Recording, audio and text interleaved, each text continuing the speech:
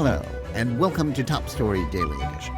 I'm JNS Editor-in-Chief Jonathan Tobin. Thanks for joining me for another discussion on the most pressing issues in the Jewish world.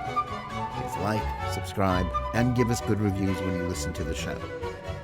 Now let's get started. When President Joe Biden wants to say the right things about Israel and anti-Semitism, he knows how to do it. Much like his comments immediately after the October 7th massacres, his speech at a Holocaust commemoration held in the U.S. Capitol on May 7th struck all the right notes.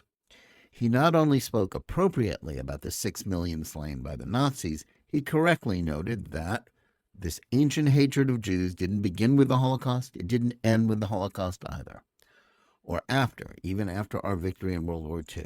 This hatred continues to lie deep in the hearts of too many people in the world and requires our continued vigilance and outspokenness. That hatred was brought to life on October 7th of 2023. Going on, he acknowledged that the current war has unleashed a surge of anti-Semitism in the United States that has been particularly felt on college campuses. He even detailed the unspeakable atrocities of October 7th, which, according to a live New York Times update about the speech, offends pro-Palestinian protesters who deny Hamas's crimes.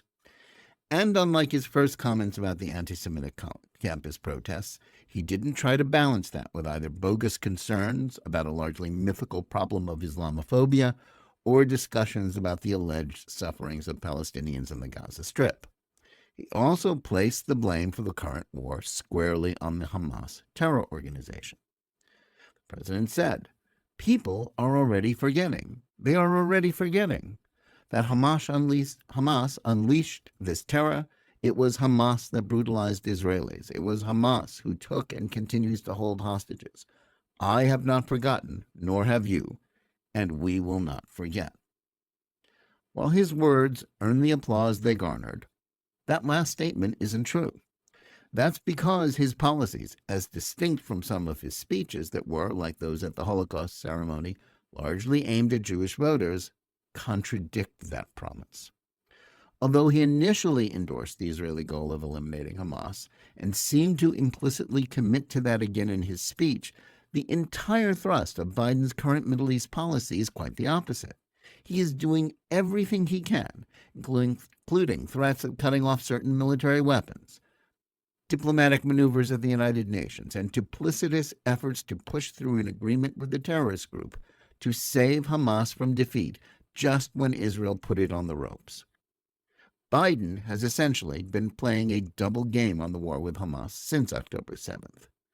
At times, his words have been just what Israel and its friends needed to hear as they reeled from the largest mass slaughter of Jews since the Holocaust. But just as the anti-Semitic left didn't wait for the Israel Defense Forces to begin its counteroffensive into Gaza to begin to flip the narrative about the conflict to one about Palestinian victimhood from the atrocities of October 7th, similarly, Biden began to edge away from his initial strong stand behind Jerusalem at that same time. Though the elimination of Hamas and the end of its rule over Gaza are actually compatible with Biden's quixotic quest to revive a two-state solution to the conflict that the Palestinians have never wanted, the administration has done all it could to delay and minimize the IDF's efforts since October. And since Israel is dependent on U.S. arms and ammunition, both in terms of offensive operations and the Iron Dome anti-missile batteries that were working overtime in the war's first months, as Hamas fired thousands of rockets and missiles at Israeli civilians, Israeli Prime Minister Benjamin Netanyahu felt he had no choice but to slow down and limit the army's efforts. Throughout this period, Biden and the rest of his foreign policy team continued to smear the IDF's actions as over the top. They blamed it for creating a humanitarian disaster in Gaza. The truth was that Israel's armed forces were using more care to avoid civilian casualties than any other modern army involved in urban combat, including that of the United States in Iraq and Afghanistan. The reason for Biden's carping of Israel had nothing to do with human rights or America's strategic interests. It was motivated by politics. From the moment that the October 7th attacks happened, the left wing of the president's Democratic Party has been vocal in its distaste for Israel and opposition to a successful effort to take out Hamas. So-called progressives, as well as the extremists of the left-wing congressional squad, were falsely accusing Israel of war crimes and genocide even before the bodies of the October 7th victims were cold. They are motivated by intersectional and critical race theory ideologies which falsely label Israel as a white oppressor and regard the Palestinian war to destroy the one Jewish state on the planet as a righteous cause. They want self-determination for everyone but Jews, perceiving Hamas's genocidal goals as a form of justified resistance. Living as he does in a left-wing bubble inside the White House, and, as he has always been throughout his long political career, a weather vane determined to stay in sync with liberal fashion, Biden thinks the anger at his initial pro-Israel policies is the reason why he continues to trail former President Donald Trump in the polls. He believes that mollifying disaffected young leftists, as well as Arab and Muslim American voters, is the key to retaining the support of the Democratic base. As some leftist pundits have put it, he must defeat Netanyahu before he can beat Trump. But the truth is that his problems have nothing to do with Israel, and that there are far more votes to be lost in the pro-Israel center of American politics than from left-wing Israel haters. Still, and to his credit, Biden didn't make good on his threats to cut off arms until just recently. And though he allowed one ceasefire resolution to pass the UN Security Council that would have granted Hamas a reprieve without even returning any of the hostages they kidnapped, the administration held off going further than that, vetoing other dangerous resolutions, including one that would have rewarded the Palestinians for terrorism with the world body's recognition of their statehood. But once the IDF had backed Hamas into the last enclave it held in Gaza, Biden stopped talking out of both sides of his mouth and made it clear that he opposed Israel going into Rafah and destroying the last operational Hamas military forces that had retreated there. He's gone to great lengths and expense to support humanitarian aid for civilians in Hamas-held portions of the Strip and blamed Israel for interrupting the flow of supplies there, including the building of a U.S. floating harbor to assist the distribution of food and fuel. That has happened even though it's long been obvious that if there is any real privation there, it is solely because Hamas is stealing the aid that arrives and reserving it for its own use. Just as troubling, he's put the full force of American influence behind an effort to broker a ceasefire deal with Hamas that will essentially hand the terror group a victory in the war it started. The terms of the proposed deals that Washington has backed are appalling. They call for the release of some hostages, but only a percentage of those Hamas is still holding, under who knows what horrible conditions. And the pressure that Washington has exerted on Netanyahu to take a deal on virtually any terms and conditions, along with the way it has coordinated this with Hamas's ally Qatar, has given the terrorists all the leverage. That's why Hamas continues to turn down even the most lopsided of agreements. Its leaders are convinced that Biden will not let them be defeated. That means they think they can hold out for a deal that will end the war and return the situation to the pre-October 7th status quo in Gaza, and still not give up all the hostages, let alone be held accountable for mass murder.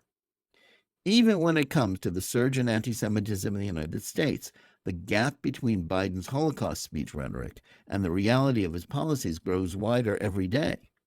He may have chided the pro-Hamas protests for their violence, rule-breaking, and anti-Semitism, but the only people trying to hold the universities accountable are his Republican opponents. There is no sign that the administration is willing to take any action to withhold funds from these schools. Moreover, even though the protesters won't forgive him for his pro-Israel statements and have labeled him Genocide Joe, Biden has refused to break with openly anti-Semitic members of his party, like Representatives Rashida Tlaib and Ilhan Omar.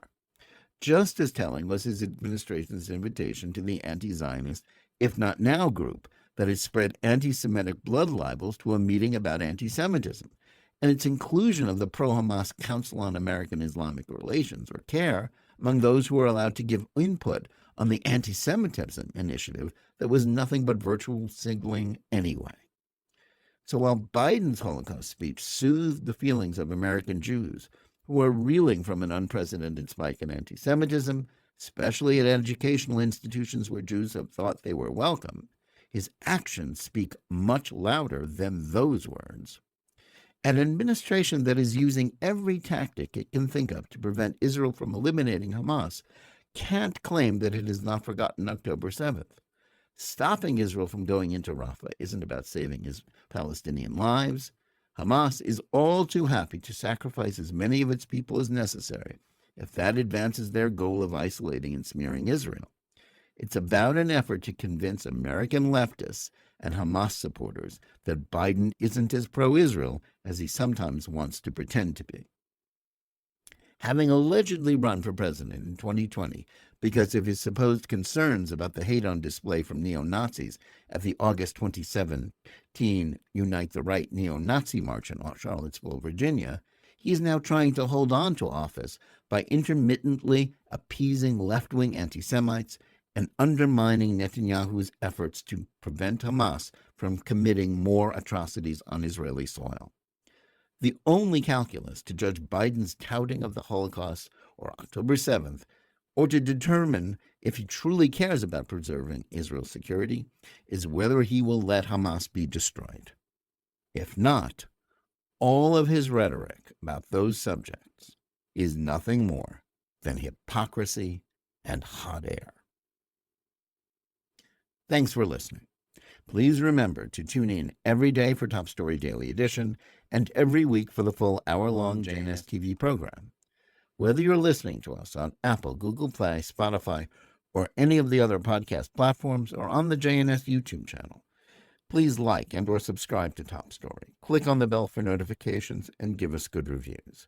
Please write to us at editor@jns.org and let us know where you listen or watch the show and what you think about it.